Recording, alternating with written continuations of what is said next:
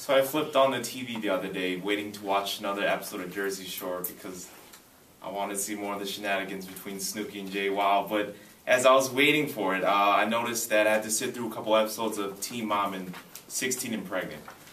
And it outlines a very important focus that more and more the troubles and the sexual health problems of the teens today are being brought up more and more.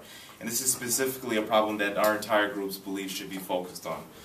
Specifically, as young adults, we're often given the responsibilities of a generation above us, whether that be raising a family or trying to pay off our tuition, without necessarily the same tools such as a very stable job or institutional help. As a result, young adults specifically have faced many problems in trying to adjust to the adult life, specifically in areas such as sexual health and relationship building.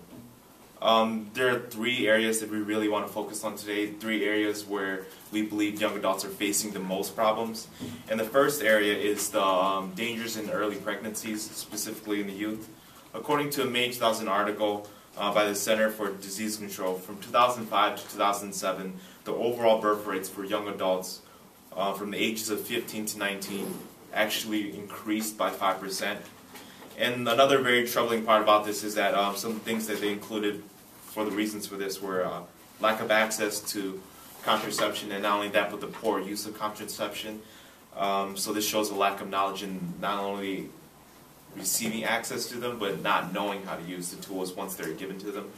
And also some other issues included living in poverty and having parents with low levels of education. And then another very important part is that the birth rates are also disproportionately high when spread across ethnic lines. The Hispanic and non-Hispanic black teen pregnancy rates are actually 3 times higher than the white teen pregnancy rates. So we can see all these socio-economic problems influence heavily into this sexual health problems of our youth. So then another very big issue facing teenagers today is, in terms of sexual health, are things such as sexually transmitted diseases and sexually transmitted infections. And according to 2008 article by the Guttmacher Policy Review, 1 in 4 U.S. women aged 14 to 19 have a sexually transmitted infection. And if you think about this, this is a very, very high rate, considering this is a class of about maybe 15. There would be maybe 3 of us who are infected, roughly, and if we put it in those kind of circumstances, we can see that these numbers are very high. But also we can put this into another greater context. Similarly to birth rates, they're disproportionately high when we put them into socioeconomic standards. For example, 47% of non-Hispanic blacks between 14 to 19 have a sexually transmitted infection, according to the Guttmacher Policy Review, which is nearly 27% higher than the rates for whites. And then finally, one of the most important issues, and the last important issue that we'll be covering that are facing youth today, is that when teens are searching for ways to solve these issues, they're not always finding it, and specifically in areas such as counseling.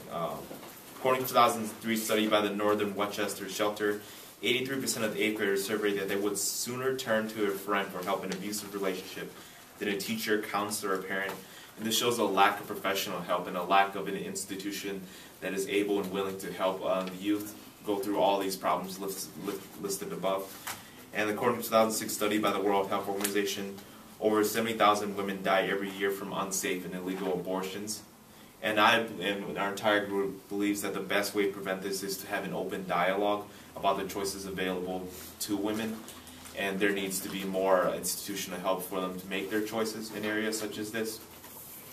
And also, according to 2009 survey done by the National Kids Count Program, 34% of children living in the United States live in single-parent households, and this can make it very difficult to raise a family and to understand the needs and the economic needs of a family.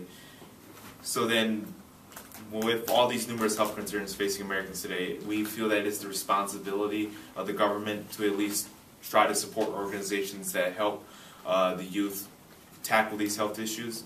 And specifically, there's one organization that we feel especially strong about that has been fighting for all these problems listed above, and that organization is Planned Parenthood. And recently, Congress has been debating about whether or not to cut Planned Parenthood from the national federal budget. And we definitely believe that it should be kept in the federal budget for a large number of reasons.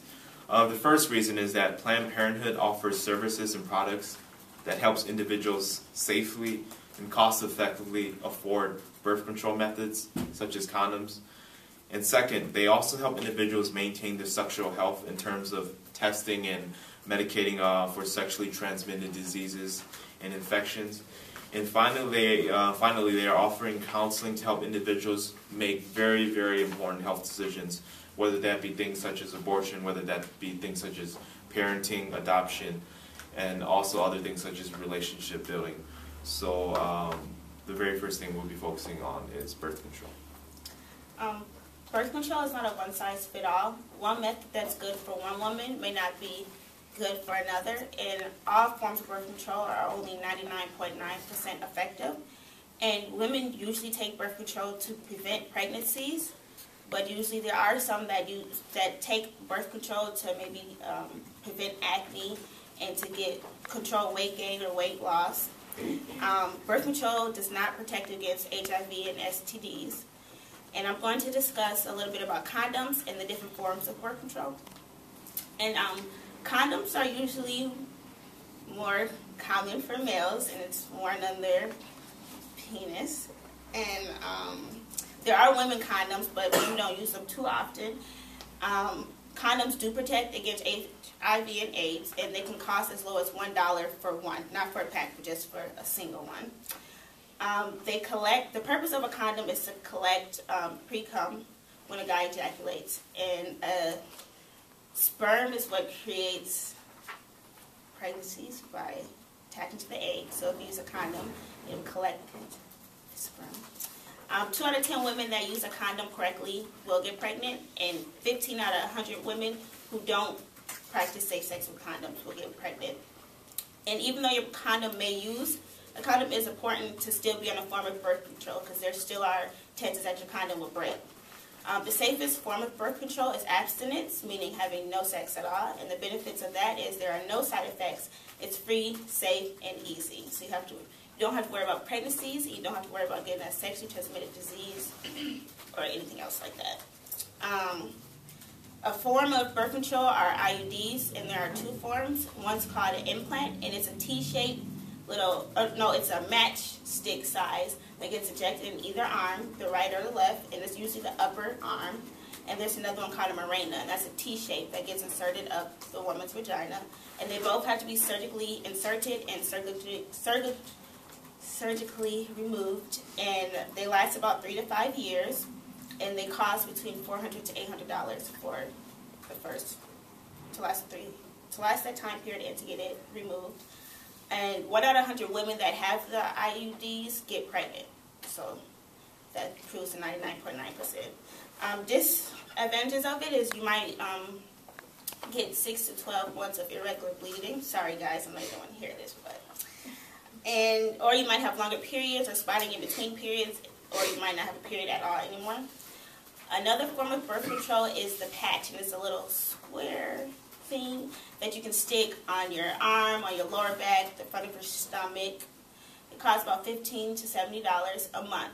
And 1 out of 100 women that use the patch correctly will get pregnant. 8 out of 10 that don't use it as much as they're supposed to will get pregnant off of it. And